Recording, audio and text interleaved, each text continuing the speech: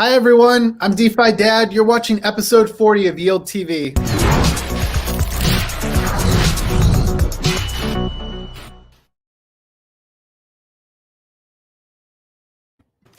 Hey everyone, so it's a big day. Today, the Ethereum beacon chain for Ethereum 2.0 launched, and so we're going to actually kick off today with a special segment with Superphiz. We've brought back Fizz, who is an Ethereum evangelist. He is the beacon chain health consultant.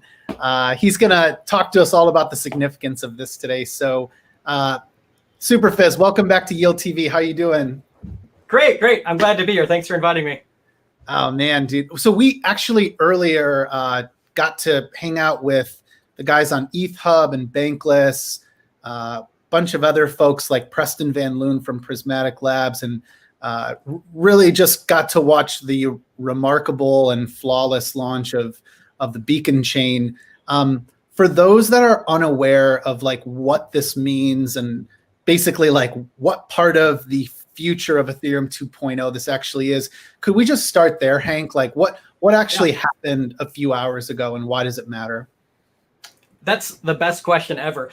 So Ethereum has been around about 5 years, and basically it is nearing capacity of the number of transactions it's able to handle. And so Ethereum 2 is what we're calling a scaling solution. It has two features that enable scaling. The first one is sharding, the first one is switching from proof of work to proof of stake mining. And so that is what happened today. We created a brand new network that, unlike the old network that was based on proof of work, is based on a new concept called proof of stake. And so that essentially means that instead of running a GPU miner, you put up 32 Ether as a bond, and you're able to secure the network by putting up that bond. And to be clear, this is the very beginning of this process. This scaling solution is not live. It's just being started. And so it will take a couple, at least a year, and more likely 2 years to actually enable the network. But we've taken the first major step in implementing the scaling solution, and it was a wild success. And I can say that now after we've had like 10 test nets, and some of them have been like, Feels but good to see things kick in today in high gear and working perfectly, it's incredibly encouraging. Yeah, it felt like forever, like no one was willing to pat themselves on the back. And I don't deserve to pat myself on the back for anything related to this, but I would say those that developed the Ethereum 2.0 clients that are currently live, the four of them, I mean, just everyone that's contributed to the research, everything that's gone into educating people and getting people set up with validators in the last month. Has it been a month of preparing for that since it was actually announced? When was the last announcement that said, hey, like we're opening up the deposit contract? So that was November 3rd, I believe. So, we collected deposits from November 3rd to November 24th. And then at November 24th, we began a 7-day countdown to this morning's launch.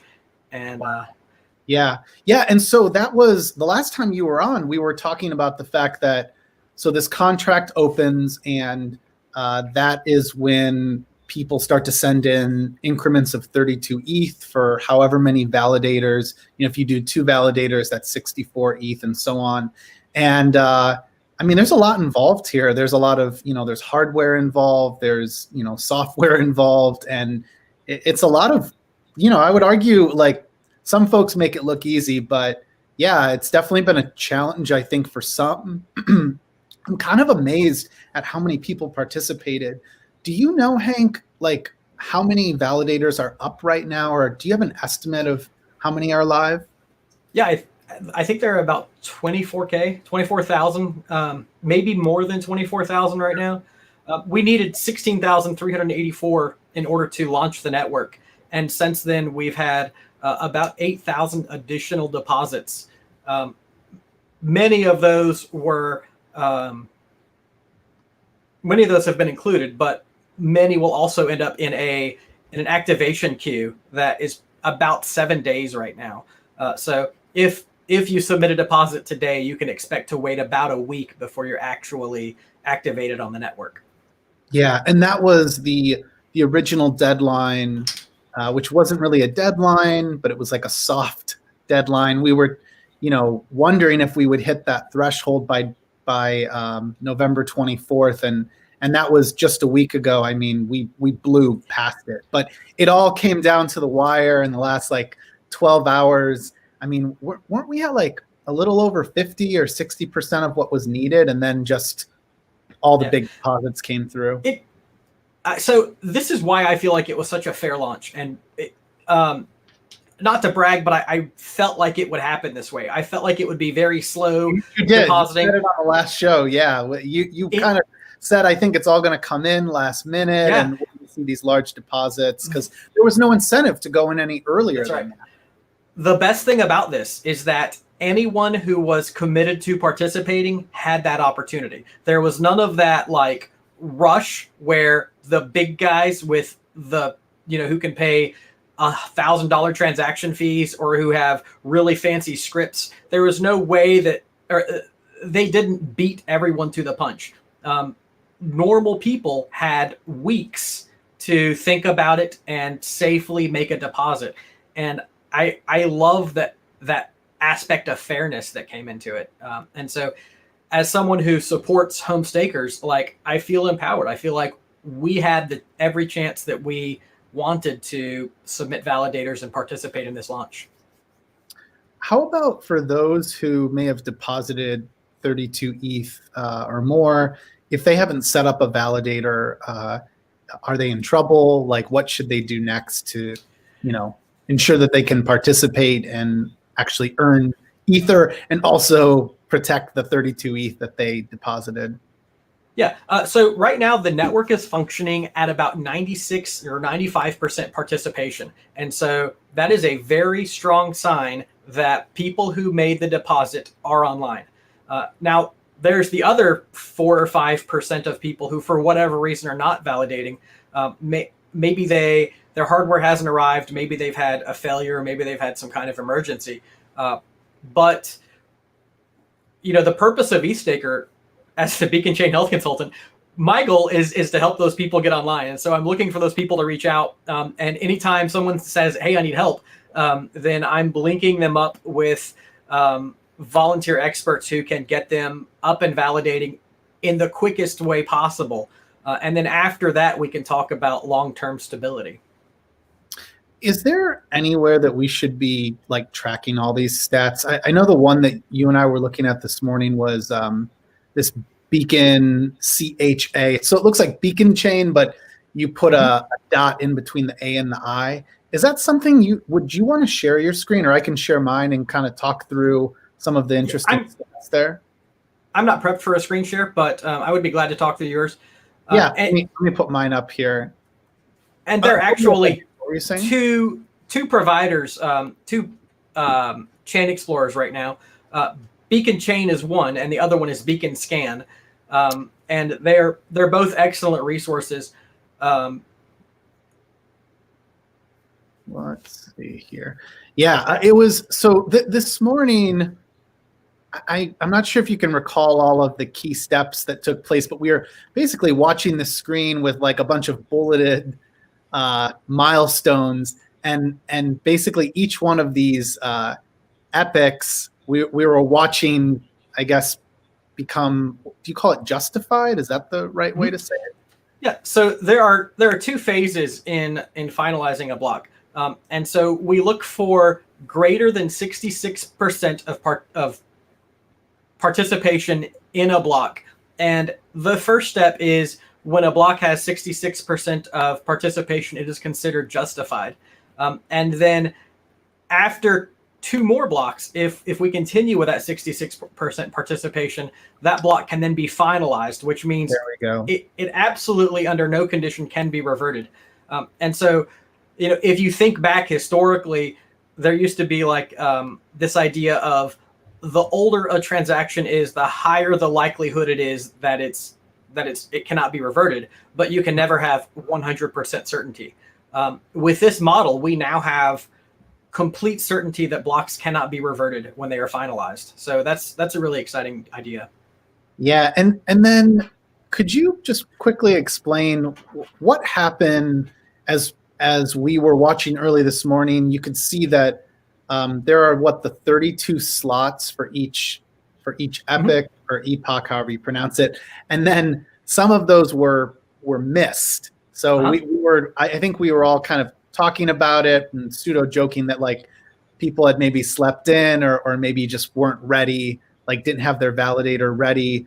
And those, I'm asking you the question about, I think I can mostly explain it. Those people then those validators would experience leakage. They basically like didn't go to work, which is the way you've always explained it. They're not getting slashed because they've done nothing malicious. They just didn't show up at work on time. And so they're going to lose 0.001 ETH, which they'll eventually recover once they get back up online. Yeah. And so as proposers, as block proposers, and that is every 12 seconds, someone is chosen to be a block proposer, you actually get a pretty neat bump in reward. And so being selected by the network as a proposer is kind of an exciting opportunity, and you really want to be online for that, because you do get a pretty good bump. But the flip side of that is you get a bit of a knock if you're not there, and that's generally equivalent to what you would have gained, or what the loss is equivalent to what you would have gained had you been online. So it's not a severe penalty. It's just kind of a knock. And if you can be online, it's in your best interest. So, okay. So we got through this morning. We basically watched a number of epochs get confirmed, finalized. There we go. Finalized. And then what is the next milestone that we're looking to? Because isn't there something else that happens like later today? I thought I remember Preston Van Loon alluding to like a vote, something like that. And so there is another ceiling, but it's not something we talk about, and I don't know the specifics of it, and so I'm not going to be able to speak knowledgeably about it. But yes, there is one more kind of containerizing of the blocks. It hasn't really played much role in the network yet, but it's something that, as we move forward, I'll probably learn more about and be able to explain better next time. Yeah, absolutely. Well, I guess, Hank, is there anything else that we should be, tracking or thinking about? I guess anything else that we should be following up on, unless, of course, if you have 32 ETH that you deposited into the contract and you haven't set up a validator, that's one thing that can be solved by going to the Reddit thread rETH staker, which is what you run, and they'll help you. Basically, it's like decentralized customer support for those that want to stake with Ethereum. But is there anything else that we should be watching closely? Like, I guess, I was thinking this morning, like, what could go wrong? And I kept hearing people say lots of things could go wrong. And then it luckily went very well. But I still am wondering, like, what could go wrong? To be completely fair, things will go wrong. Like, I say that with greater certainty than not, but it's not pessimism. There will be new bugs that we just haven't experienced yet.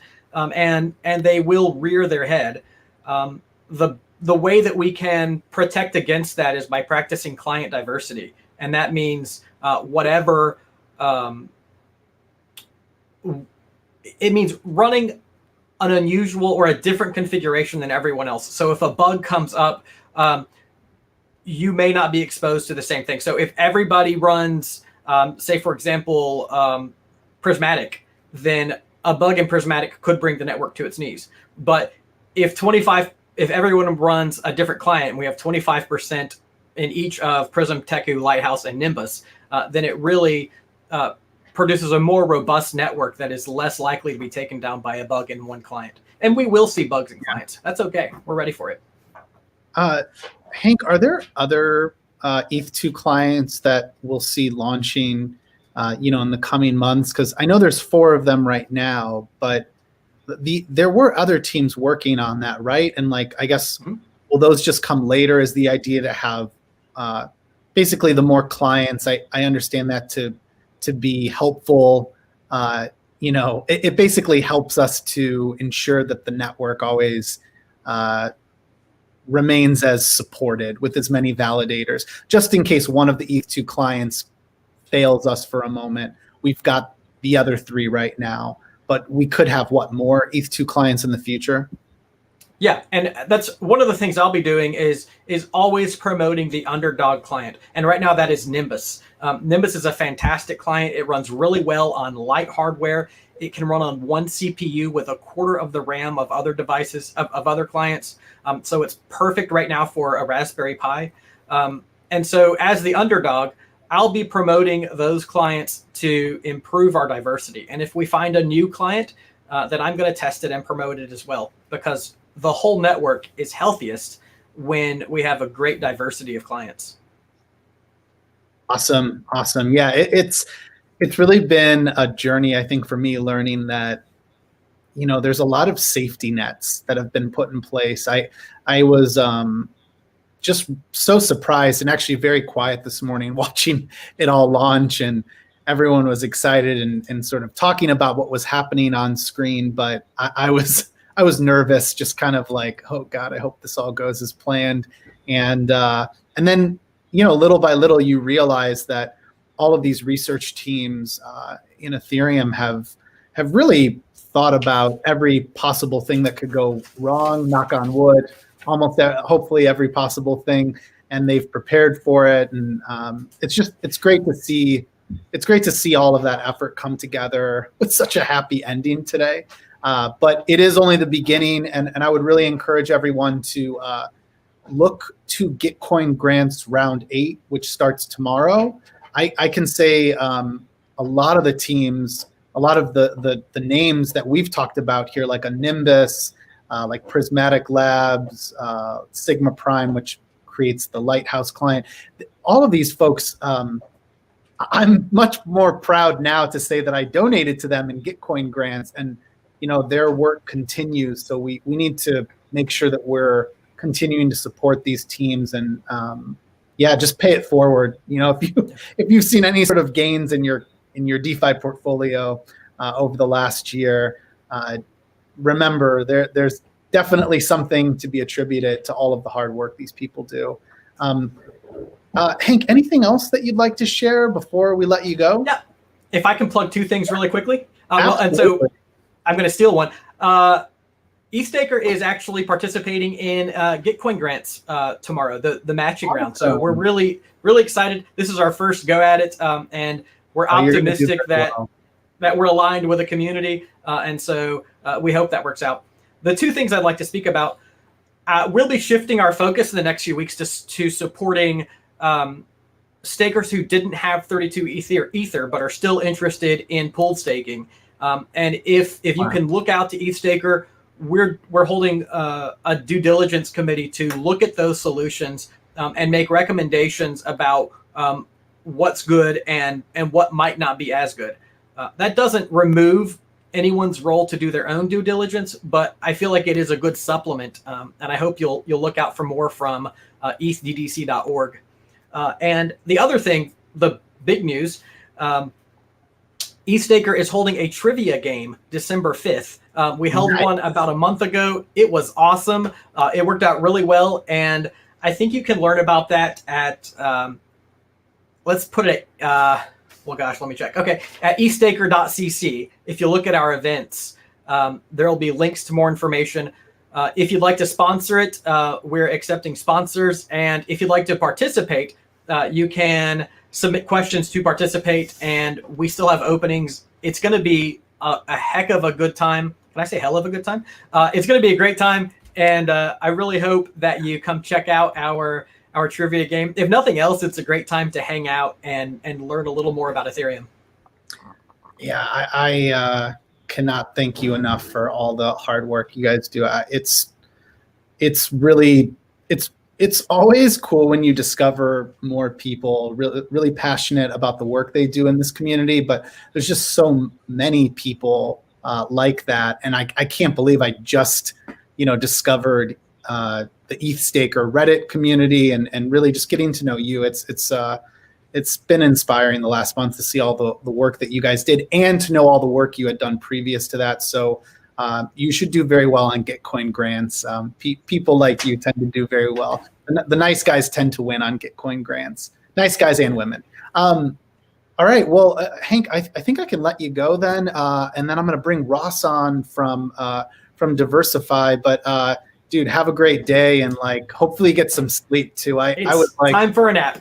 Yeah. I woke up to my dog having thrown up on the ground, to my daughter screaming uncontrollably at me for a pacifier, and discovered that we were out of coffee. So I was like, this is not the start of a good day. And then literally an hour later, the beacon chain had gotten through I don't know, it was 3 epochs. And I was like, okay, never mind. We're good. Yeah. I'm all good now. Seeing that first epoch finalize, it was just just the best validation ever that all of this work is paying off. And we could not have asked for a better launch than what we had. And I didn't have to spin it. I didn't have to be like, oh well, things are going to get better. No, not at all. Hold on. No, it just went flawless. It's perfect. It's flawless. I'm pretty sure a bunch of maxis died inside today. A bunch of maxis. So. Anyways, congrats to everyone. So thanks so much, Hank. We'll see you next time. All right. Bye-bye. All right, here we go. Ross, hey man, welcome to Yield TV. Just some quick background for everyone that is, in case this is your first time learning about DeversiFi, which we're gonna learn all about today. We're gonna talk through it live and see it in action. DeversiFi is one of the few DEXs on Ethereum that's built with layer 2 technology, which in this case, it's ZK Starks, which is by Starkware, one of the most reputable research teams in Ethereum.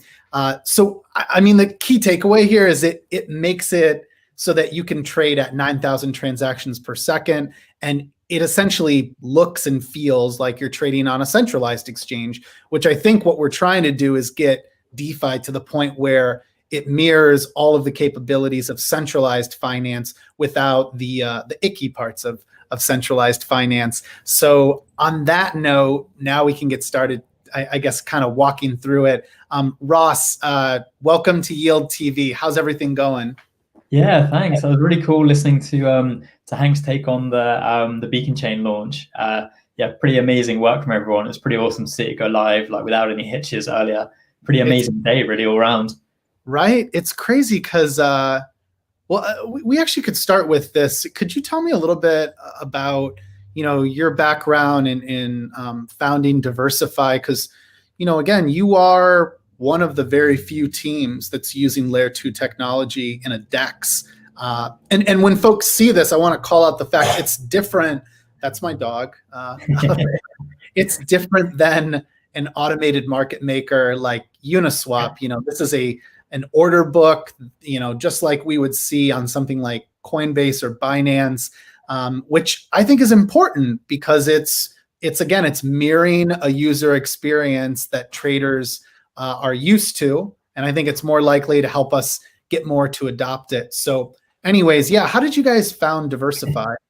You does a pretty good job of explaining it, to be honest. I don't know really what I can add, but I'll give it a go. So we started life as an exchange called FNX, which was incubated by Bitfinex in 2017, 18, 19. It was really cool. We had a chance to kind of explore lots of decentralized exchange technology, bootstrap a community, and launch Nectar, which is our governance token, which is one of the first liquidity mining tokens ever back in 2017. And we kind of, we're always looking towards decentralization and running a full exchange on Ethereum. And we launched a on-chain DEX, which is our first kind of experiment called FNX Trustless. Realized that the bottleneck was the Ethereum blockchain. So for serious traders who want to trade very quickly, on-chain DEXs aren't the best. There's a bottleneck there. You have to wait for every trade to be settled on-chain. and you have to pay high fees. So we launched with Starkware about 5 months ago now, our layer 2 exchange, and rebranded everything as DeversiFi. So in a nutshell, as you've already said, we're trying to bring the best of the centralized exchange features over to DeFi, and then at the same time bring all the cool features of on-chain DEXs to kind of centralized exchange traders. So we're offering them the best of both worlds. So in a nutshell, it's very fast. You can trade from your MetaMask or Ledger, hundreds of transactions per second, very low fees. So between 0 basis points and 20 basis points, you don't pay any gas. All of the trading is private, so it's all off chain. It's an order book DEX, which some people prefer, very very low fees. And also we remove the counterparty and exchange risk. So the whole exchange is built on a layer 2, which you said earlier, which is the Starkware technology using Starks. And that's a ZK rollup Validium type technology. So essentially it means that even if the exchange was to go offline or whatever, you just can always get their funds back. So it's the best of all worlds, we think. Interesting. I didn't realize that. So if you were to go quote unquote offline, you could still retrieve your funds. That could be what in like if I place like a limit order, is that an example of like funds that I could easily retrieve? So all the funds are deposited in a smart contract, which has been battle tested, audited, and essentially, if DeversiFi was to go offline, or we were to get shut down, or our servers were to go offline or something, you can initiate a full withdrawal back to your wallet. It does take a bit of time, but it does happen. So essentially, your funds are safe. You're just trusting the smart contract, which is brilliant because it gives people certainty, and also because it's in a smart contract, we can also get things like insurance from Nexus Mutual, etc. So really, we do think it's the best of all worlds. We're slightly different to some other ZK rollup exchanges, which we can go into later. But that's the kind of nutshell for now. Wow. Yeah, I didn't realize that, and I want to remember. I think I've seen you guys then listed on Nexus. So like if I were trading and I've deposited, so like one of the first steps you have to do is after you connect to your Ethereum wallet, you make a deposit, but you're not actually depositing, like it's not like a centralized exchange. We're depositing into a smart contract that only my wallet controls, and then I can trade. Which essentially, once I do that too, like, am I dumbing it down correctly to say that it's like I'm entering the layer 2 technology by doing the deposit? That's what lets me work with all of the magic of this like super fast DEX. Exactly. So you're depositing your funds to the smart contract, but that all of the trading activity on DeversiFi is controlled by you signing in the background. Whether you do it via MetaMask or Keystore, very fast or very slow, completely up to you. It's all controlled by your private key. And then when you want to withdraw from the exchange, you tell us to do that as well. And then you withdraw back to the layer 2 to the layer 1. But you're essentially depositing. But we've made it feel like a centralized exchange, but you're not really depositing to us. You're just depositing to a smart contract that you control. Who do you see in the DeFi space as a competitor, or at least more of a peer? Like, one that was top of mind for me was like a DYDX, but it's not layer 2. And then we've also got Loopring, which Loopring is layer 2, but I'm trying to remember if you can trade with an API. I think Loopring has that. But anyways, we're just curious, like what are some of those peers and that you can call out? Maybe if there's any like super obvious differences, just to help like different traders figure out, like, should I be using DeversiFi or would I not be benefiting from all of this like awesome high powered tech? Yeah, totally. And we see us as kind of like the space is so big. There's room for lots of people. We really think we're providing this service to professional DeFi traders who want the decentralization that comes with trading from a DEX. But they want all the low fees and all the stuff they're used to from centralized exchanges. So we're kind of giving serious traders that optionality to trade with us. So it's within the same So same bracket as the kind of layer 2 ZK rollup. You've got Loopring, which launched just before us, and they're really cool. So they're very similar to us. And then, so I think those are the main two kind of ZK rollup stuff. There's also entirely on-chain order book dexes. So DYDX is one of those. So when you do a trade on DYDX, that's executed in their off-chain order book, but then you wait for every trade to be settled. But they're actually also working with Starkware to launch their perpetuals, I think in January or something. So it's really cool because we're seeing, again, this Starkware ZK rollup technology kind of really making roads. And I know there's a few more about to be announced behind the scenes as lots of products look to work with Starkware as well. So those are the main sort of, order book based dexes. Yeah. No. That helps. The important thing, I guess, as well, sorry, just to differentiate is, when we say layer 2, we're talking about kind of roll-up exchanges. So the security of your funds is linked to Ethereum. We're not talking about dexes that are built on other blockchains or side chains. So for us, that's an important differentiation. So with us, the security is always tied to the Ethereum blockchain. So if the Ethereum blockchain is still there, you can get your funds back. You're not relying on like a small cap side chain or anything like that. It's all Ethereum based. There was something I saw on your website. It's under the advantages of trading. It was privacy by default. All transaction data is handled off chain, with only commitments to the new state being periodically published to the blockchain. Could you dumb that down at all? Like, I guess, what are we benefiting from there versus, I guess, if we traded on something like maybe DYDX, or if you were trading on like a Uniswap using an AMM? Yeah, definitely. So this is my limited understanding as well. So it's okay. We want to keep it for everyone. Yeah. All of the on-chain dexes like Uniswap or Kyber, you can see all of the trade history linked to an account, so you can see exactly what transaction was done by who, which is great for transparency. But if you're a quant firm or an algorithmic trader, or you just don't want people knowing what you're doing in terms of your trading activity, at the moment you can only really trade on a centralized exchange. So what DeversiFi have done is, using our ZK rollup Validium architecture, we all that data is stored off chain, and then we use cryptography, the Starks, to submit proofs of that on chain. So it's not something that DeversiFi can fake. It's all settled using cryptography. So at the same time as making sure your funds are safe, none of that data can actually be sort of reverse engineered or seen by people who are trying to watch what people are doing. So that was a specific design goal, and it's something that like serious traders really find attractive for all sorts of various reasons. You don't want to have someone reverse engineer your trading strategies if you just spent millions of pounds developing algorithms. Absolutely. I'm curious also if you can explain, how does DeversiFi aggregate liquidity? Liquidity is always king. I mean, in sort of fintech or financial services, but especially here in DeFi, it's still early days, and everyone's trying to bootstrap their DEX or their application.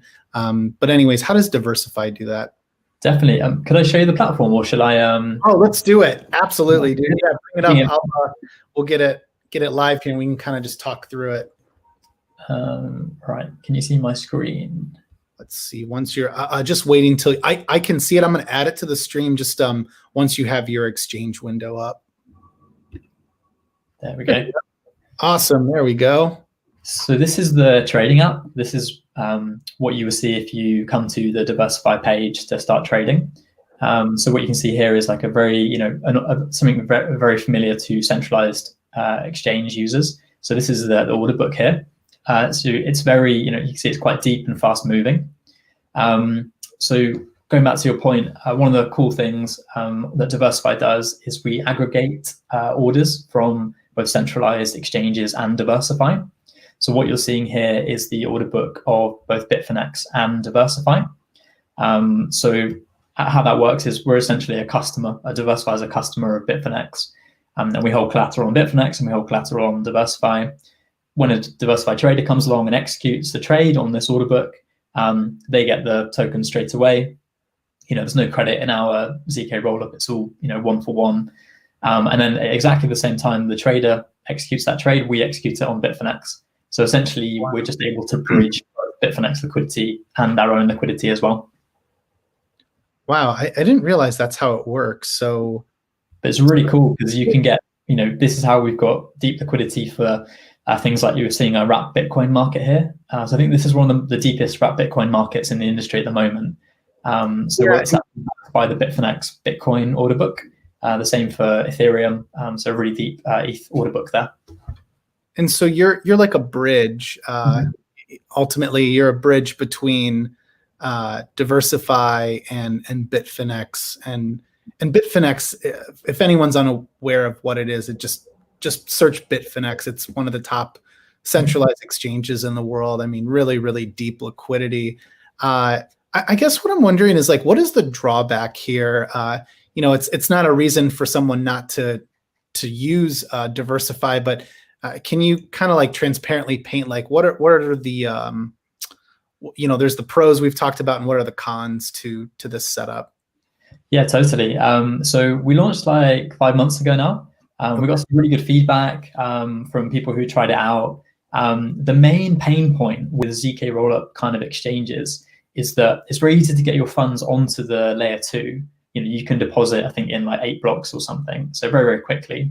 But getting them back to the main Ethereum chain takes some time. So what we do is at the moment we process withdrawals every 60 or 90 minutes, I think. So if you've got funds on DeversiFi, you click withdraw, and then it takes so in this instance 34 minutes before you can get them back to your wallet. That doesn't sound very long, but actually for serious traders who are kind of jumping around DeFi, yield farming, rebalancing collateral, borrowing, lending, all sorts. Actually, they want to have access to their funds straight away. So that's one of the pain points that we're overcoming within the next couple of weeks. With one of the really cool features we're launching is this fast withdrawal feature, which is actually backed up by a lending platform. So liquidity providers can come along, lend their funds to traders who want to withdraw quickly from DeversiFi and pay a couple of basis points. So that's the interesting. Yeah. I think I've talked to the Starkware team before, and am I understanding that like are you like batching those transactions for the withdrawals, and it like helps to cut down on costs for folks? I mean, even though they have to, in this case, they're currently waiting, but it sounds like that's something that'll soon be solved. Yeah, exactly. So we all of the trades that happen on the exchange are like all the proofs are batched together, and then that proof is settled on the Ethereum blockchain. But because there's obviously a lot of trades in there, and it's a complicated proof, that can cost a couple of $100, if gas prices are high. So it doesn't really make sense for us to do that like regularly every 5 minutes or so. So we only do it when people need it. But then as the platform grows, we'll be able to process batches quicker. But also for traders that want to move really quickly, we'll have this fast withdrawal feature in a couple of weeks' time, so they don't need to wait for batches to go on chain anyway. It's hard for me to imagine that this just isn't the future of like all exchanges. This is definitely one of the few dexes that to me like really it looks and feels like you're trading on a Coinbase, a Binance, a Bitfinex, and if one is able to overcome the issue of self-custody, like being able to manage their own funds through a MetaMask, and I guess like it used to be I think a discussion of customer service, but that's even changed as well. I'm curious, like, are you all mostly reachable through like a Discord, or do you prefer Telegram? And are you noticing, like, do you feel like your customer support is having to grow as more and more traders are using a DeversiFi? Yeah, definitely. We've just kind of launched our Discord community as we're launching all of these kind of cool features that we just talked about. And the main issue just seems to be trading keys. So at the moment, you have to hold a separate trading key when you trade on DeversiFi. But we're actually changing that in a couple of weeks as well. So you just need to log into DeversiFi with a password. You don't need KYC or anything like that. It's just a password, and then you're good to go. That's probably the main sort of sticking point at the moment. But once that's overcome and the fast withdrawals, I think then we'll stand a really good chance at starting to really meet the needs of kind of professional DeFi traders who just want to come along, execute a trade for as little as kind of 0% fee, and then move their funds quickly. What countries or jurisdictions in the world are not supposed to or not able to access this? Yeah, so it's obviously the sanctioned countries. So we're still a central team operating this exchange, even though we don't have a whole custody of your funds. So we abide by all relevant laws. So at the moment, sanctioned countries, and unfortunately the US at the moment, although we're hoping to add US traders hopefully in the new year, which would be really cool.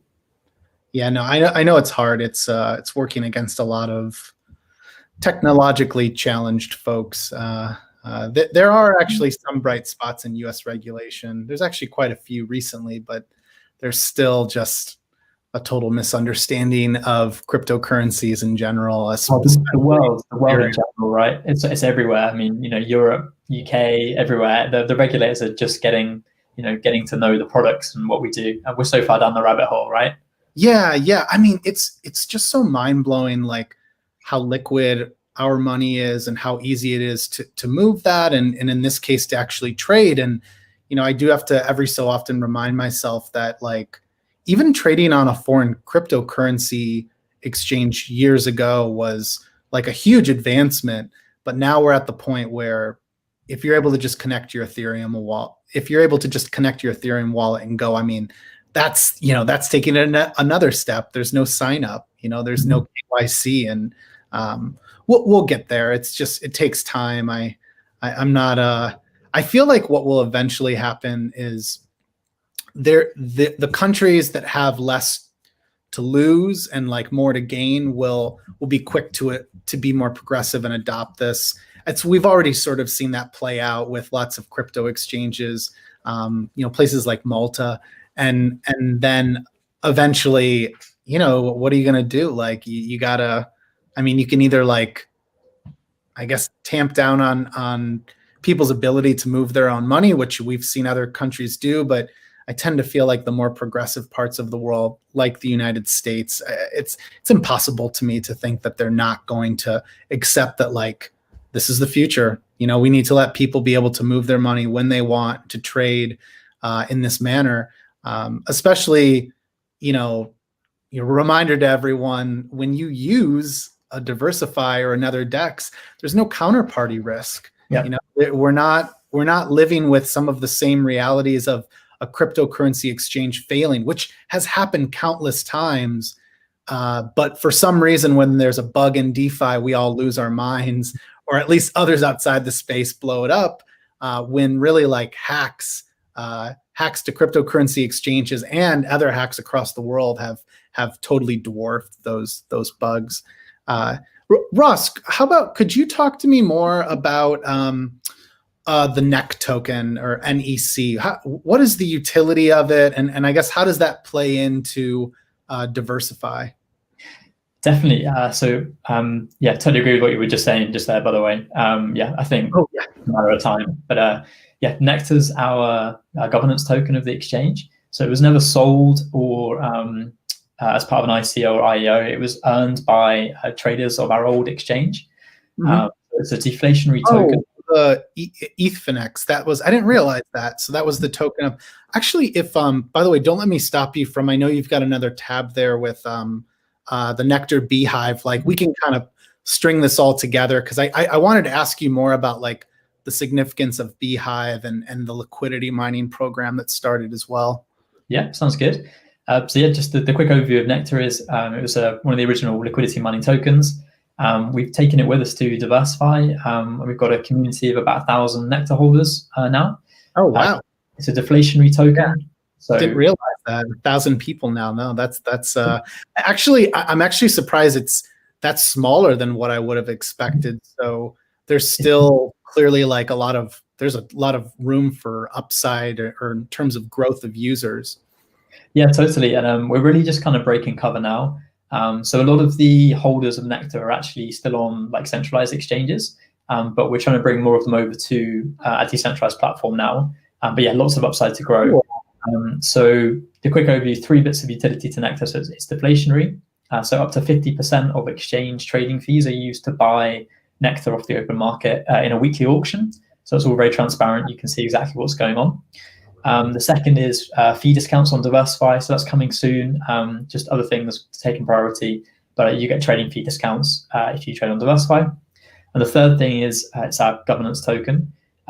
So we launched a DAO about a year ago now, which was taking all of the fees that we earn from our old FNX exchange, put all of those fees into the DAO, which is built on DAO Stack. And Nectar holders have reputation in that DAO, and they control all of the ETH from those trading fees. So that's now when we launched, it was 17,000 ETH, which I can't do the maths on that, but is that something like $10 million or something now? A lot of money, yeah. The Nectar holders are actually controlling a lot of funds in that DAO. So yeah, that's pretty cool. And we can apply to that DAO for things like funding and that sort of thing. So yeah, those are 3 bits to Nectar. And then maybe move on to Beehive. Yeah, that'd be great. I'm fascinated. Like I've got to say, like I've failed to keep up with all of this, but it's cool to learn about it now, because I mean, I understood the power of DeversiFi, but I didn't realize like basically all the history that goes into the token, and yeah, it's been a wild year. Just so many teams that have been building for years, I feel like are finally starting to see like, some light at the end of the tunnel.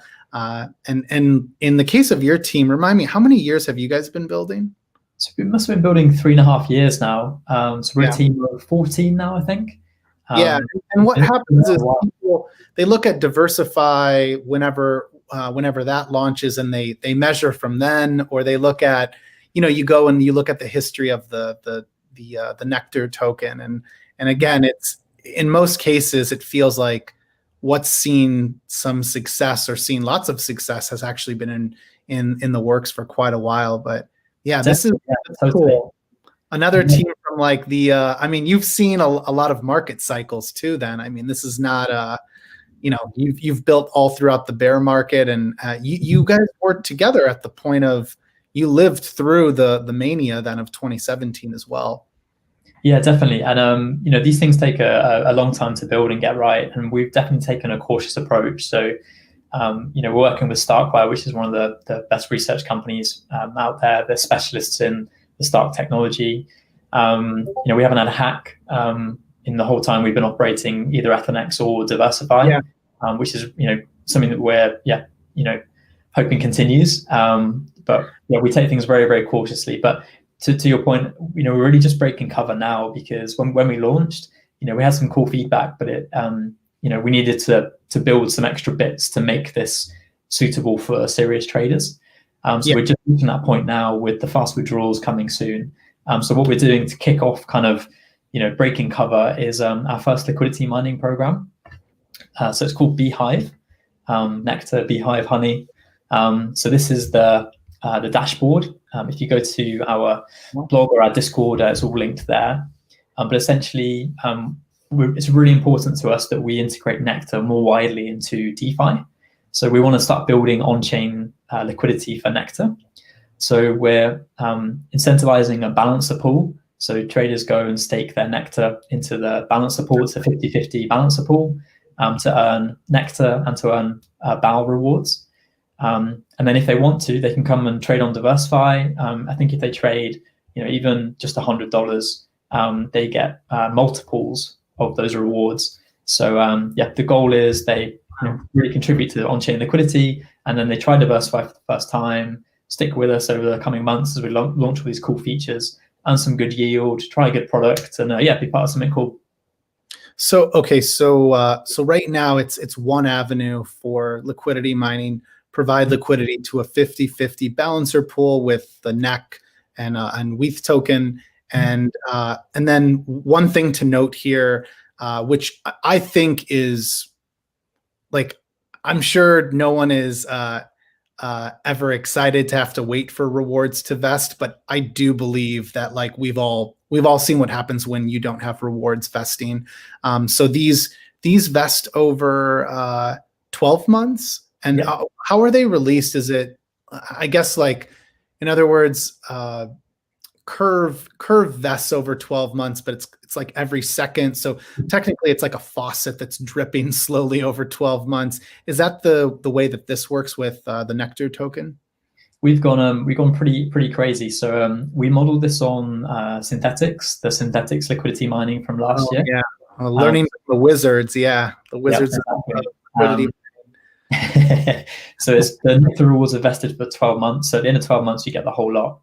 And every week, there's a new period where a new amount of Nectar rewards are vested. Nice. I like that. There's 12 periods. So we're in period 1 at the moment. At the end of that period, all of the Nectar that was earned during that period will be put into a smart contract and put on chain. So, it's there for, only you can get it. We can't get it back. And then in 12 months, you can claim from that smart contract. But the goal is to have, several of these programs that are rolling throughout the next year, so that there's a kind of continuous stream of Nectar being earned. But we're really incentivizing long-term participants in our exchange. So we've been around since 2017. We know we're not going anywhere, and we think that this is a really cool time for people to get involved. The Nectar market cap is quite low. We're just about to break cover, and we think we're building some cool technology. So hopefully we get a lot of people along for the ride.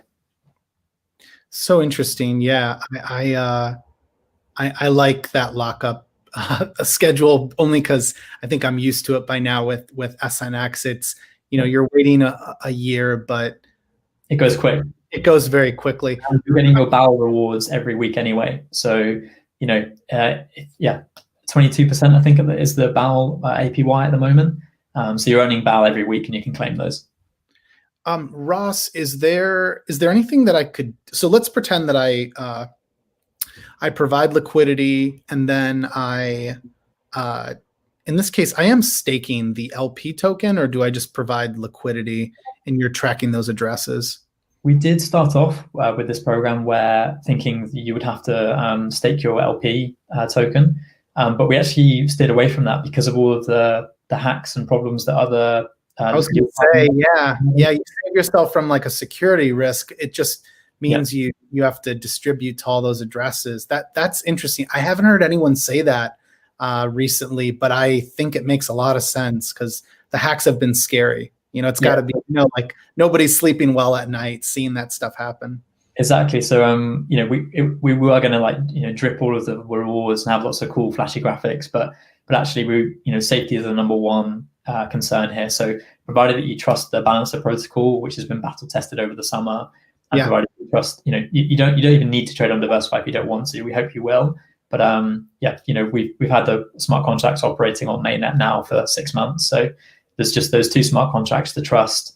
You can even get insurance on both if you want to, but there's no restaking of BPT tokens. It's purely hold them in your private wallet, and then that's it. So this just launched, and that would mean that there's currently nothing else for me to do then. If let's say I've earned some NEC and it's now locked up for 12 months. In the case of synthetics, I can continually stake it even though it's locked up. I guess at this point there's nothing else for one to do with that NEC token, but I would imagine there's a chance the DAO will vote on something in the future. Yeah, exactly. What we would like to do is give DAO reputation to people who've contributed to the liquidity mining program. So we're waiting for kind of some upgrades to happen to our DAO, but then in the future we'll probably retrospectively distribute rewards. But then looking at other things as well, like if you trade on DeversiFi and you've got Nectar in these vesting contracts, making sure that those Nectar are available for your fee discounts, for example. So lots of cool stuff like that. Can you run us through again, how does one earn by trading on DeversiFi? Like what is the I don't know if you can give some examples of the math of how much you actually earn. Yeah, totally. So assuming you've staked your Nectar and a WETH into the balancer pool, you're earning this base APY in Nectar, which is 800% at the moment. Wow. So you're earning 641% at the moment because you haven't done any trading on DeversiFi. Gotcha. And you're earning BAL. But if you go to DeversiFi using the same wallet and you trade, so you do as little as $100 of volume per day, which is very small. I think the average Uniswap trade is something like $5,000. So for DeFi traders, that's quite small. Then you get a 1x multiple. If you trade $20,000, you get 1.2, and you can even go all the way up to 2x your rewards. So you can this base APY here, 800%, you could actually be earning 1,600% Nectar rewards plus your BAL. And how long does this program last? Based on like the plans that are already in place, like will this last at least a year or anything shorter? We've got 10 million Nectar to put towards all of the liquidity mining, in the short term, which is about $2.2 million. So if any of that's not used, then we'll definitely continue this in some form. It's probably taking on feedback from what the community suggests. But then in the future, we'd also like to do other liquidity mining programs, maybe incentivizing some AMMs on DeversiFi, or incentivizing lending into that the lending protocol that I talked about earlier, which is going to fund our fast withdrawals. So there's lots of cool stuff happening over the next year. This is just the first liquidity mining program. So interesting. Can you also remind me what are some of the stats in terms of like daily trading volume? Like I know it can change a lot, depending on the day, but what's been your peak daily trading volume, and what are you guys seeing on average these days? Definitely. So I think we just crossed the $50 million mark since we launched. Peak day was $2.4 million, which is mainly wrapped Bitcoin and ETH. And then today we've done $1.1 million. So it's cranking up slowly. And we really think that once the fast withdrawal functionality is there, we had some cool new markets. So we're adding Aave next week as well for trading. And we launched this Earn platform, which is our the lending and borrowing protocol. We think we're kind of ready then to start really serving serious traders. So hopefully that number should grow. And as it grows, there's more revenue then to buy back Nectar from the market. So hopefully a nice reoccurring kind of feedback loop. Is it a fair question to ask, I guess, how much money is in smart contracts of DeversiFi? Basically the usual sort of like total value locked, which I know it's a metric that is sometimes unfair to some really great teams, but just kind of curious if you can share that. Yeah. So you're right. So total value locked isn't as important because traders can, they withdraw their funds from the exchange. But the $6 million worth of ETH and token locked into. I mean, it's sizable at this point. Like we all know, 6 million can turn into 100 million, can turn into 1 billion. I mean, Uniswap. I don't know exactly how much liquidity they had a year ago, but I thought I saw someone saying that it was like 14 or 15 million at one point, and then it popped to where we are today, which is many billions. This is a different model, of course, so not fair to compare you guys with Uniswap, but it feels like 15 billion in total value locked in DeFi looks big when we were under 1 billion at the start of the year, but I think a year from now it's very likely that we'll be well over 100 billion, and we'll be looking back saying, oh gosh, there was so little activity going on a year ago. Yeah, totally. Honestly, I just think DeFi is getting started. What we were saying earlier, it's just there's so much going on all of the time. It's a full-time job just trying to keep track of what projects are doing, which is amazing. And I really think that DeFi is just coming into its own now. I mean, what was it? There was something like 250,000 active DeFi traders in August, which is mind-blowing when you think that only a year ago it was really difficult to even use MetaMask, and we were all explaining to each other how to speed up transactions and all that sort of stuff. So I think we've come so far so quickly, but we're really just getting started. It has. It's just changed so quickly. I've got a few more questions for you, Ross, related to, I want to make sure we cover, like, what are all the potential risks that you can think of? Like, I can call out a smart contract bug, of course, is always a risk for any decentralized finance app. But before we do that, there was one other feature here that I wanted to call out, the time-weighted average price order, if I'm saying that correctly. Can you explain what that is and maybe who benefits from it?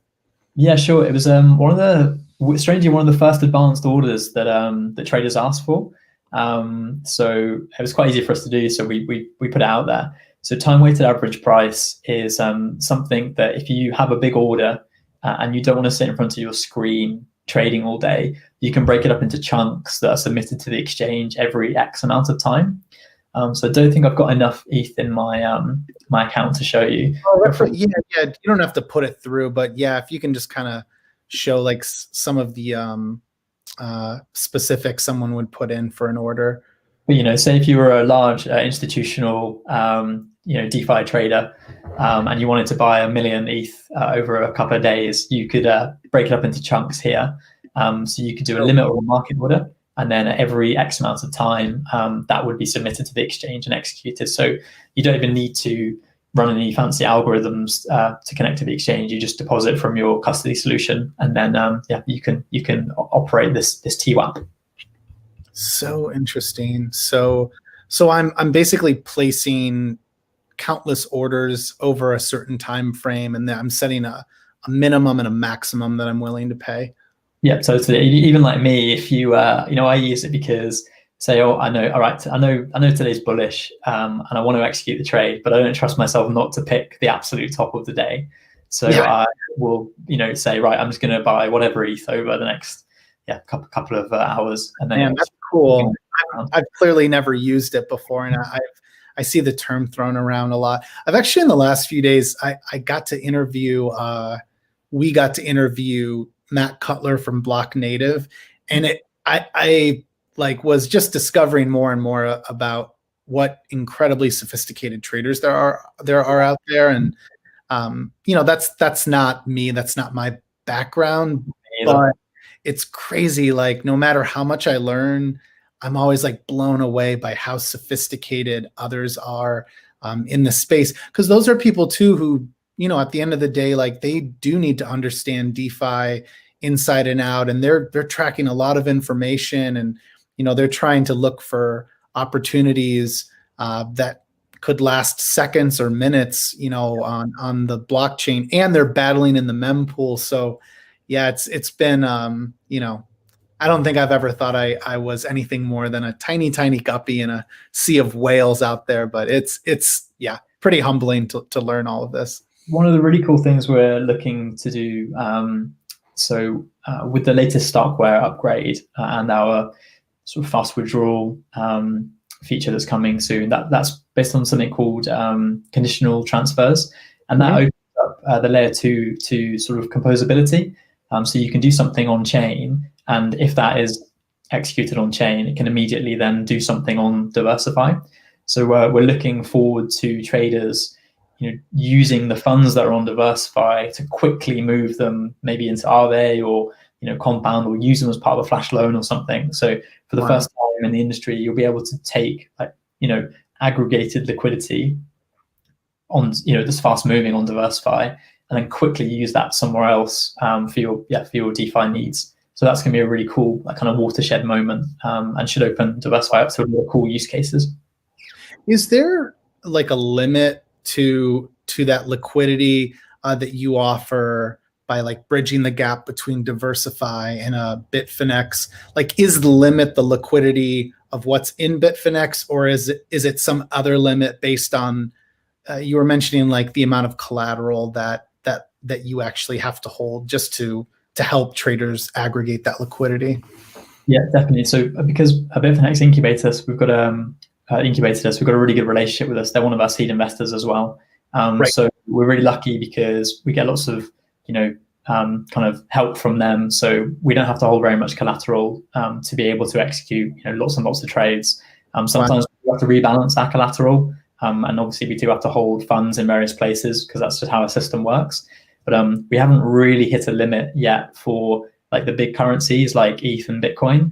If you're trading a smaller token and you want to do a couple of $100,000 in one go, we might take a few minutes to fill you. But for the big stuff, I haven't really had a problem there yet. It's very quick to read. I've really like never considered, what bold bets Bitfinex actually made on DeFi. I would say there's a lot of bashing that goes on in our space. I'm guilty of it too. It's kind of part of like, we're the little guy, and we want DeFi to be mainstream, and DeFi is still it's I think the most vibrant community in all of crypto. I mean, I would consider Ethereum that, but then like inside of Ethereum, there's all sorts of other cool stuff being built outside of decentralized finance apps. At the end of the day, like, we all know that like we're fighting to like implement this insane revolution with money applications. And so anyways, I guess what I'm saying is like, I bash the centralized exchanges at times, but I got to say, like, I've definitely learned an appreciation over the last year as I've learned some of the bets that are being made. And, I realize too, there's financial returns involved in that. Like, Bitfinex could definitely benefit from it. Like they wouldn't invest otherwise, but it's cool. It's really cool. Cause I mean, really a lot of what exists today, I would argue wouldn't exist if those centralized exchanges, didn't enable all of the liquidity, like even like a BitMEX, obviously they've gotten into trouble and clearly done some wrong things, but I'll never not appreciate them having launched perpetual markets and like what that's done for crypto trading. I have one other question. Oh, I'm sorry, Ross, I cut you off. Anything to comment on there? No, just saying, I think the really cool thing at the moment is there's so many different venues for people to trade on. If you're a swap trader and you don't care about paying 0.3%, or you're an asset manager and you value that that big block trade, you might use Uniswap or something. Or if you are a very old school institution that just click of a button can integrate CME markets into every trading platform that the trader in your venue, you'd use CME. If you're a large whale who wants leverage and very high frequency trading, you'll probably still use a centralized exchange. But DeFi is slowly building everything that is available at the moment in the centralized world and incorporating it, and it really does. We're getting there. We're really opening the field up to all the features that you want on a centralized exchange, but without that kind of counterparty or exchange risk. Not to say that centralized exchanges are bad, but for some people, all of their funds is really important to them, and those are the traders that we would like to serve. Yeah, they're two different profiles. I think in the future those profiles can merge. One who is willing to self-custody funds, and one who absolutely does not want to and doesn't trust themselves and would much rather trust an exchange. And even if there's always going to be risk that an exchange could fail, but it's a little bit nerve-wracking to self-custody at first until you get used to it. And there's even I think people joke around about it, but like people should be concerned if you hold a certain amount of crypto, however much that is, you could lose it if you don't custody it properly. Like if you lose like your ledger, there's also scary stuff, about like, what if someone did hold a gun to your head? Like those are not things we think about with crypto exchanges and banks. But like I was saying, I think the future, like the reason I'm so bullish on DeFi is I think that a lot of these risks and challenges will be abstracted away. And I know Starkware, which is what powers the layer 2 technology behind DeversiFi, they've been on the bleeding edge of that. And they're really pushing for a world where I think eventually a Coinbase and Binance, all of these exchanges will probably operate more like a DEX does today. Like we'll see people totally in control of their funds. And that's, right now it looks like two opposing worlds, but I think DeFi is laying the groundwork for all that technology to be adopted by centralized exchanges in the future. Definitely. And as a co-founder, it's a lot less stressful operating a layer 2 DEX like DeversiFi than it would be a centralized exchange, because I cannot get a hold of user funds even if I wanted to, which is brilliant. Yeah, absolutely. Yes. Yeah. It's I'm trying to remember like the saying, but it has to do with data. It's like the best way to store data is to not collect it at all. Exactly. You think about like BlockFi had a huge data leak, and I admire what BlockFi's accomplished. Like I don't want to see them fail at all. Like I think that can all exist in like a harmony and grow together. And they're doing a lot of work to expose people to Ether and Bitcoin and other cryptocurrencies. But I was furious to see them like leak all that data and to sort of play it off the way that they did. But the best way to do it is for them not to collect that data. And then at the same time, they operate within, a country with, certain regulations, the United States. So, I don't know. I think at the end of the day, I guess my point is it's exciting to watch everything rapidly developing in DeFi and to just let it play out. Be open to the fact that you're probably going to be wrong about all sorts of different assumptions. I, at one point in my life, said DEX trading makes no sense to me. Why would anybody trade on this? This is I said it in 2018, this is so stupid. Like, when is Ethereum ever going to be able to enable this? And it was literally like a year later in 2019 where I was like, wow, like this stuff like really works. like it's gotten so much better in just 1 year. And that just, basically flipped it for me. Ross, it's so bullish Ethereum in general and the community. You just, someone who's, from a traditional trading background, never worked in tech before. I went to DevCon 3 years ago, and the community around Ethereum is just insane. Like, I don't understand why Ethereum isn't worth like 500 billion, a trillion right now, because the amount of like mental capacity and mind share that Ethereum's got, the amount of amazing people working on it just blows me away every day. Yeah. And this is yet another example of, I started the week and was like, I think I mostly understand DeversiFi, but I'm curious to like what we'll talk about, and feel like I've learned a lot. And yesterday I thought I knew a lot about Block Native already. I learned an outrageous amount about the mempool. So it's just one of these. It's a special community where if you keep your mind open, like you just continue to learn so much. And I think it's an advantage. It's one of the things that's free in the world. If you just have the right attitude in our community, you can just continue to learn so much. Ross, one thing I left out, we covered, I think, all of the essentials of trading on DeversiFi. Those fees that are collected, what happens with those? Do you buy back the NEC token, or does it go to the DAO? Where does that go? Once per week, we take those. So this is a nectar.community, which is our Nectar sort of mini site.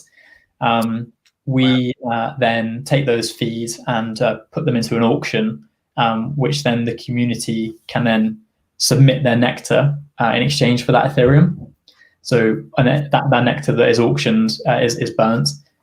So as long as the fees that we're collecting on the exchange covers the gas costs of our batching and proofing, we do an auction. We're just at that point now because the gas prices are so high that our trading fees are just covering the sort of costs of the platform. So there's not really been any like significant auctions for a while. But as the platform scales, hopefully the auctions will take off. Wow, that's interesting. Okay, so you DeversiFi the DEX. You're ultimately selling. What do I want to say? You're selling like off some of that revenue, and then others, like someone. Let's pretend that I'm holding the NEC token. I could come to this once a week, and I could sell it. Well, and I guess is the intention of someone like me that would be holding NEC in this example, is the intention that, I mean, it helps to not put selling pressure on NEC, but at the same time, I'm able to actually sell it and get some ether? It's just for transparency. So we didn't want to be accused of not using the not using the ETH properly. So once per week, we just put all of that ETH into a pot, and then there's an auction which steps up every 4 hours, and then nectar holders can choose whether or not they want to sell their nectar in exchange for that Ethereum. And sometimes we've had auctions that have gone 50% above market price because no nectar holder wants to sell their neck. But in theory, there should be there should be an arbitrage there. So yeah. So yeah, I get it. Sorry, gosh, I was confusing some of the terms here. So basically, the money that is earned is used to DeversiFi is actually buying neck, and basically folks are putting up neck, and if it goes up to obviously a high enough price, people will give in. But so if you had, let's say, I don't know, like 100,000 in fees that were earned, is that exactly what's spent then? 100,000 is spent on whatever neck people are willing to sell, and then you burn the neck? Yeah, so we've got a really cool model actually. So as the trading volume on our exchange increases, the daily trading volume, we use more of that revenue to fund this buy and burn program. So at the moment, it's very small, but 20% of our revenues are used to fund that auction. Then as we get up higher, so we do $10 million a day, 30% of the fees will be used to do that. It goes higher and higher. So it's like an escalating model. So as people trade more is used to burn. And then what happens to the rest of the fees? Does that go to the DAO? That's just that. Yeah, that's our exchange operating costs. So just paying salaries and that sort of thing. Gotcha. Yeah. Wow. This is definitely a much more elegant model than I understood it to be originally. I want to clarify too, when we talk about liquidity mining and we're talking about these token models, I've seen a lot of people over the years talk through tokens, and it's very clear that they own the token, and they're feigning an interest. I'm always first to disclose if I own a token. I don't own any NEC, but I got to say, I do find this incredibly interesting, and the mechanism makes a lot of sense to me. In certain ways, it reminds me of DeversiFi is really different than synthetics, but I can definitely see how you have all been inspired to just create some really transparent mechanisms that basically pay something back to those who stick with you long term and hold the NEC token. The fact that you're burning more and more of those tokens, I've always been familiar with that, but I do like this sort of escalating model. I have no math to prove that anything that I just said makes sense, but I do just at a really basic fundamental level of reviewing lots of DeFi projects. This is really, really interesting. Pretty cool. So, nectar holders, they've got essentially a claim on a DAO, which has got $10 million of Ethereum in. Yeah.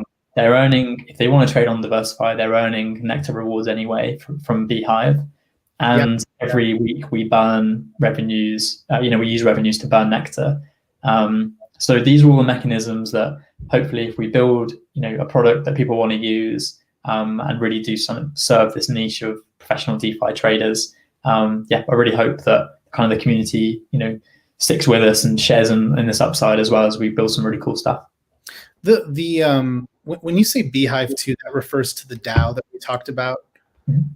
So the Beehive DAO or community, can you remind me once more, how does that DAO earn more money in the future or accrue any of it? Because it already has, I think we were saying it might have 10 million in ether.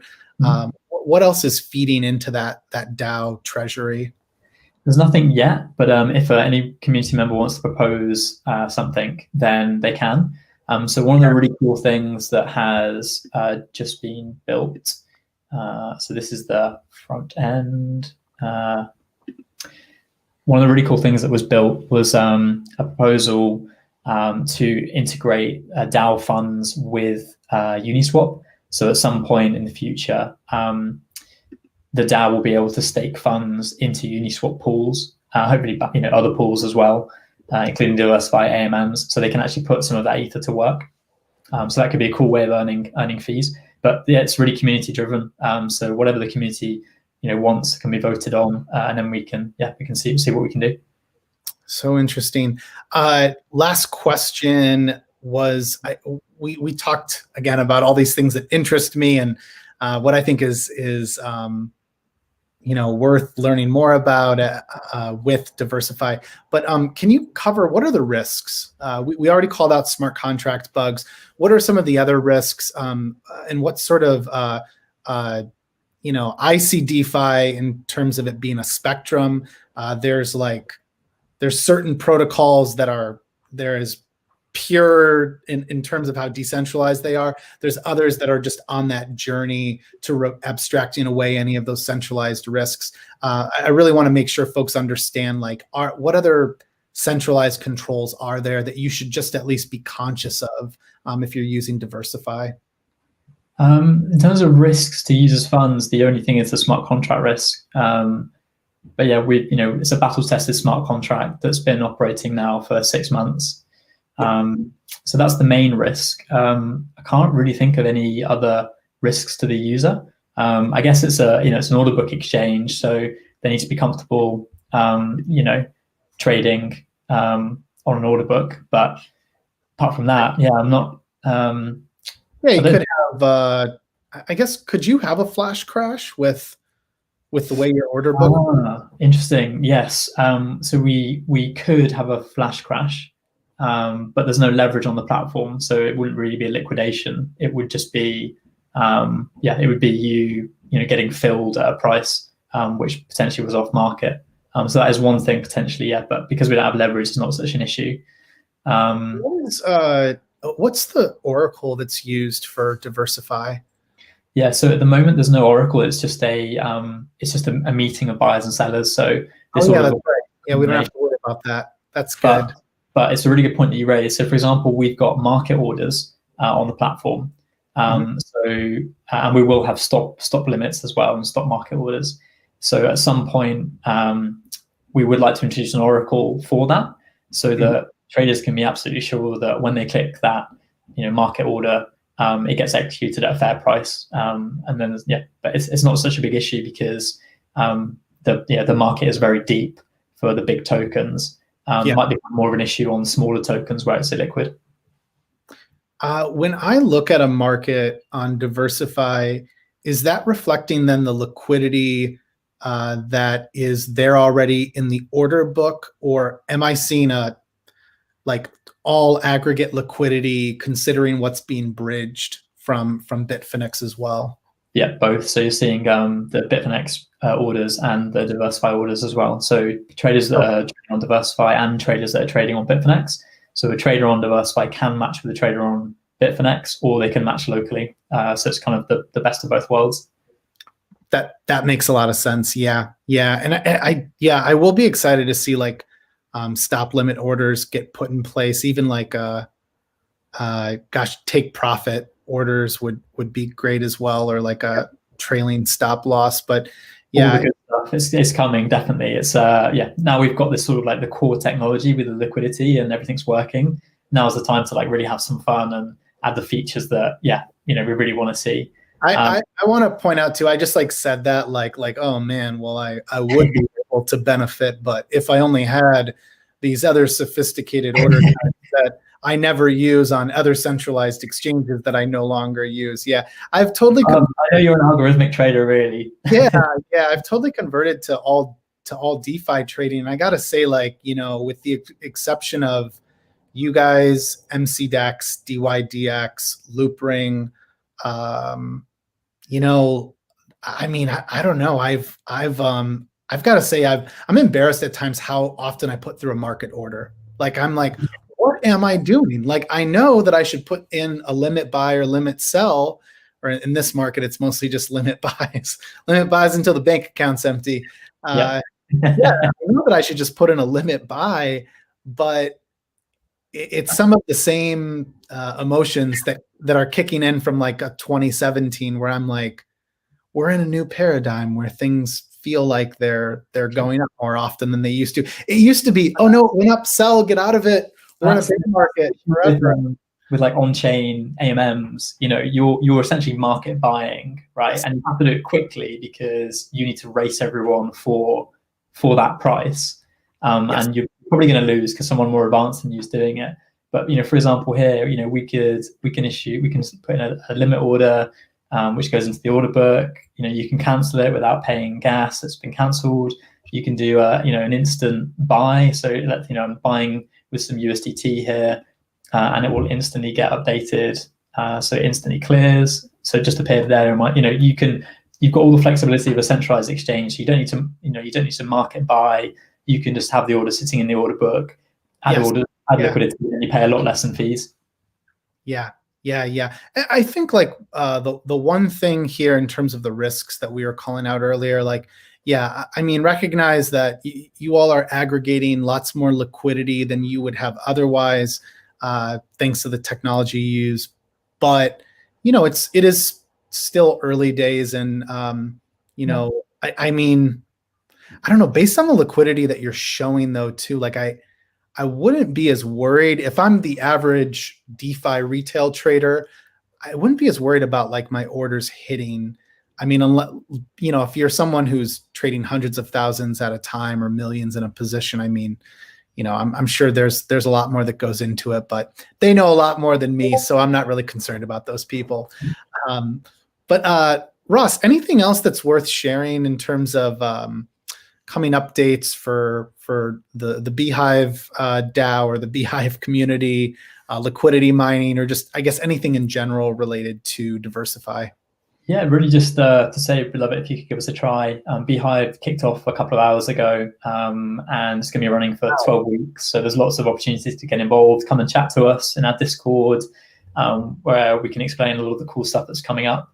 But yeah, really just give us as much feedback as possible, because that's how we make this better. So yeah, that's all really. Yeah, absolutely. Definitely we'll have to myself look more into the balancer pool there.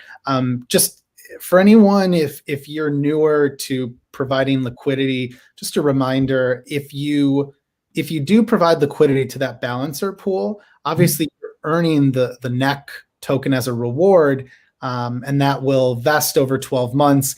But just go to croco.finance. You can play with the simulator to understand impermanent loss. And just a reminder, like if you provide liquidity, you are essentially trading still. You're holding a 50. If I put in, let's say, I put in all Ether into that pool, I've essentially market sold Ether for NEC.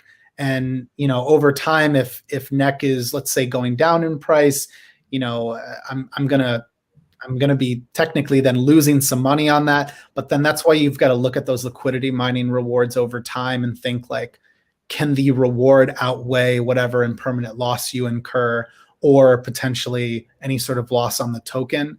But anyways, I can't give financial advice anyways, but I am realizing there's lots of people that are still not understanding the impermanent loss that goes into these pools. That being said, the way you have it set up, I think it's really simple. It's very straightforward. It's following the ways of, I think, really the most successful liquidity mining programs. You're trying to enable liquidity for NEC by doing that, and you're rewarding folks over a year-long program for doing that. Exactly, and obviously it's really easy to you can zap into the balancer pool as well, so it's very easy to move funds that way. Oh, that's right. Yes, you can zap in there. It's there. The pool's there, so yeah, zap away. Yeah, you'd almost. Gosh, you have to wonder for a sec. You're like, does this guy work there or not? Is he going to mention? It was really easy to do, so. Yeah, here's just a quick reminder, everyone. You can go to Zapper.fi, click on the Invest tab, and then Ross was referring to this. Just look it up here, and then you can add liquidity. And you can do it. Also, you can do this not just with ETH or the NEC token. You can do it with these other tokens as well. So you can start with something unrelated if you've got stable coins, and then the Zap will actually auto swap or trade your DAI or USDC, and then you'll end up essentially with a liquidity provision exposed to 50% Ether, 50% NEC. And you don't have to stake it. It's cool to see that you don't have to stake anything. That makes things a lot easier, and you're not exposed to smart contract risk, which is normally a part of staking an LP token somewhere. But Ross, thanks so much for joining me.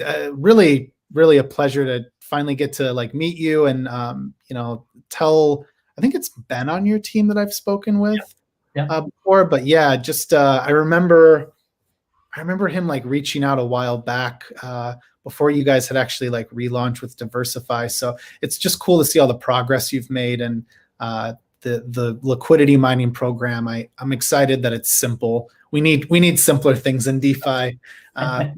It'll help the new users. And everyone, don't forget, you can try trading at DeversiFi.com as long as you're not in one of those restricted jurisdictions. All you need is a MetaMask wallet, or you can trade with a Ledger. And you can, on their website, when you get there, there's links to the Nectar beehive, which is basically what tells you, it'll give you the link to go to the balancer pool to provide liquidity. Ross, anything else to share, or otherwise we can sign off here and I'll see everyone tomorrow. No, that's great. Thank you very much for having me. Keep up all the amazing work on the videos. You're doing a lot of people a great service. I learn a lot from your videos, so please keep them going. Oh, thanks. I actually need to get back to making some more tutorials. The cool thing about Yield TV is we just at Zapper, we feel like we're this on-ramp for DeFi users. And so we thought it would be really helpful to do Yield TV and do it all live and let people sort of ask questions and see it all in action. But I do want to do some of the DeFi Dad tutorials where I kind of just break it down and do a quick screen share. I think it's a different approach, and it helps people who are really new to the space. We did a spreadsheet. Absolutely. Yeah, absolutely. Just a reminder, everyone, tomorrow we'll do a later episode at 6 p.m. Eastern. That's going to be with Matthew from Cent. Matthew's a well-known NFT enthusiast. He's been buying digital art for, I believe, years now. And he also runs the WIP meeting in Crypto Voxels. So that'll be really cool to learn from him. And we'll talk all about really like the excitement that continues with NFTs. I think regardless of where DeFi markets go, and then also Matthew is really well versed in how DeFi and NFTs really will be used together. So we'll do all that tomorrow. Ross, if you hang out here, I'll end the broadcast, and then happy to talk a few minutes here if you've got some time. Yes. So yeah, everyone, hey, thanks so much. Tune in tomorrow. Subscribe at tv.zapper.fi. And thanks for joining us. Bye.